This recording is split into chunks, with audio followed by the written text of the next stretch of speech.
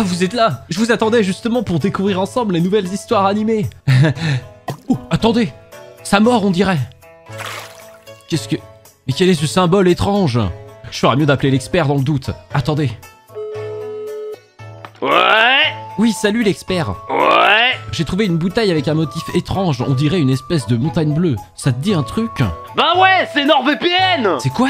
Oh là là. En gros, que tu sois sur smartphone, ordinateur ou smart TV, NordVPN va masquer ta véritable IP et te permettre d'apparaître connecté à un autre pays en un clic. Wow, mais c'est trop bien. Pratique pour regarder des films qui seraient pas disponibles dans ton pays par exemple. Justement, l'autre jour, je cherchais ce film là. Ouais, j'ai pas fini. La nouvelle fonctionnalité avancée protection anti-menace de NordVPN neutralise les cybermenaces sur ton ordinateur avant qu'elles ne puissent causer de réels dommages à ton appareil. Protection anti-menace t'aide à identifier les fichiers sur les sites web contenant des logiciels malveillants. Il garantit ta confidentialité en bloquant les trackers et les publicités intrusives sur le champ, genre direct. Putain, mais c'est énorme. Une fois la protection anti-menace activée dans les paramètres de ton application NordVPN, ta navigation sera protégée même lorsque tu n'es pas connecté à un serveur VPN. C'est trop beau pour être vrai. Ça doit coûter une jambe. Même pas. Figure-toi qu'il y a une grosse promo en ce moment. Si tu prends un abonnement de 2 ans, ça te revient au prix d'un café par mois. Bah merci beaucoup l'expert pour ces informations. Je vais laisser le contenu de la bouteille dans la description au cas où des gens seraient intéressés par cette offre incroyable. On s'appelle. Ouais.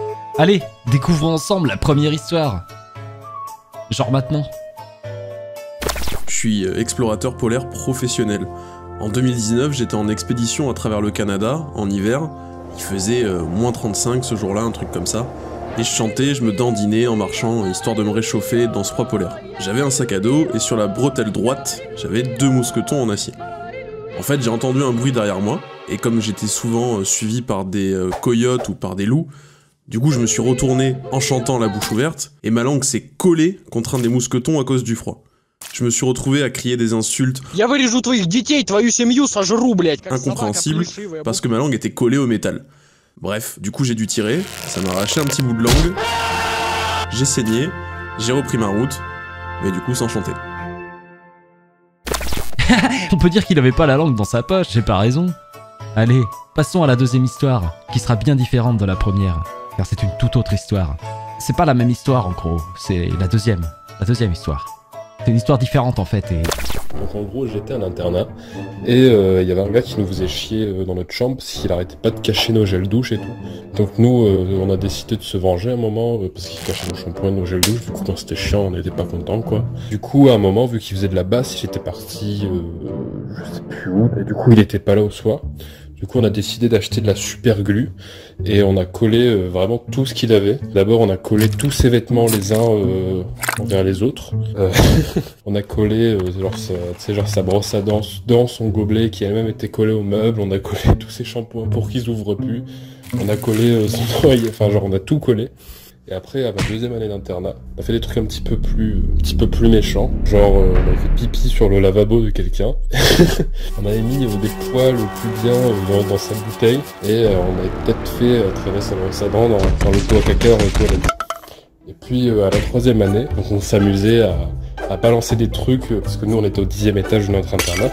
On s'amusait à balancer des trucs, genre des dictionnaires et tout. Et à un moment, il y a un pote, il a eu l'idée de balancer du caca. Du coup, on a balancé du caca depuis la fenêtre du 10e étage. Et le lendemain, on l'a vu, il était tout écrasé. Et puis donc, du coup, vu que c'était vachement haut, et ben genre ça a vraiment imprégné un large endroit avec le caca. Donc voilà, c'était tout pour mon histoire. Ils n'y sont pas allés de ma morte, on dirait. En tout cas, pour la prochaine histoire, un conseil. Faites bien attention où vous mettez les pieds. Tiens, ça mord. Mes grands-parents, ils m'avaient emmené dans une ferme pédagogique. Et c'était une ferme pédagogique où il y avait plein d'animaux en liberté. Il y avait des petites chèvres, des lapins, des poules, des canards. J'avais acheté un petit pot de graines qu'on pouvait donner aux animaux. Donc il y avait des petits maïs, des petits pains. Et du coup j'arrivais, j'étais déjà la méga star de l'enclos. Il y a tous les animaux qui sont venus vers moi.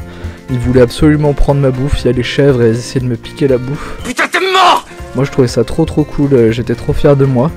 Et j'ai remarqué qu'il y avait un espèce de lapin. Il était un peu vieux, il avait l'air à moitié crevé déjà. Il s'est approché de moi, mais il voulait pas mes graines, il a commencé à se frotter à mon pied. Du coup bah moi je trouve ça bizarre, en plus j'étais en train de me déplacer, il me suivait mais il suivait mon pied. Et il continue de s'acharner sur mon pied. Je vois qu'à un moment il s'en va, mais vraiment loin. Et là je regarde mon pied, et je vois qu'il y a une trace Et je fais le lien dans ma tête et je me dis que le lapin, en fait, il a éjaculé sur mon pied. Ah, les joies de la nature. Pensez quand même à vous protéger. On sait jamais sur qu'est-ce qui peut vous tomber dessus.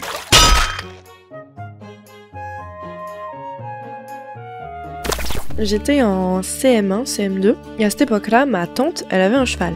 Donc quand il faisait beau et qu'on avait le temps, eh ben je pouvais aller faire un petit tour à cheval. Mais là, c'était une super belle journée d'été, donc on s'est dit, bah let's go, autant en profiter. Je mets donc tout mon petit équipement d'équitation, les bottes, le casque, les gants, tout ça. Et il y a aussi une sorte de gros gilet pare-balles qui te permet de pas t'abîmer la colonne, et accessoirement de pas mourir si tu tombes quoi. Je finis de me préparer, je me mets en selle, et tout est absolument parfait, il fait incroyablement beau, on est trop bien. Et pour monter à cheval, on se mettait toujours dans un pré à côté d'un étang. Et avec du coup cette étendue d'eau, plus le fait que ce soit l'été et qu'il faisait giga beau et giga chaud, bah il y avait des insectes absolument partout en fait. Et arrivé à ce qui devait arriver, le cheval s'est fait piquer par une giga guêpe.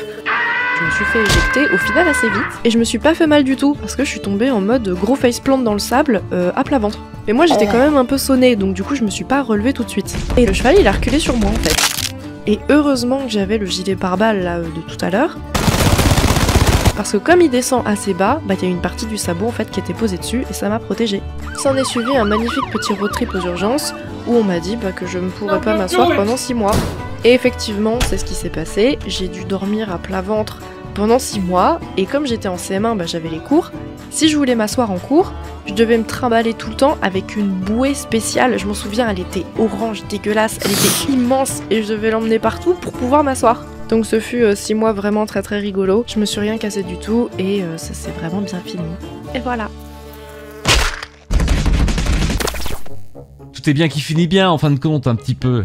Si vous pensez que vous avez une histoire intéressante à animer, n'hésitez pas à l'envoyer en vocal à l'adresse qui est dans la description. Je vous dis à la prochaine. En attendant, moi, je me barre. Oh. Vous connaissez le dicton, si tu n'abats pas le bar t'abat. Goddamn right. Bitch, little bitch. I made you my bitch. Jesse. Bitch. Yeah, bitch. Jesse. Bitch.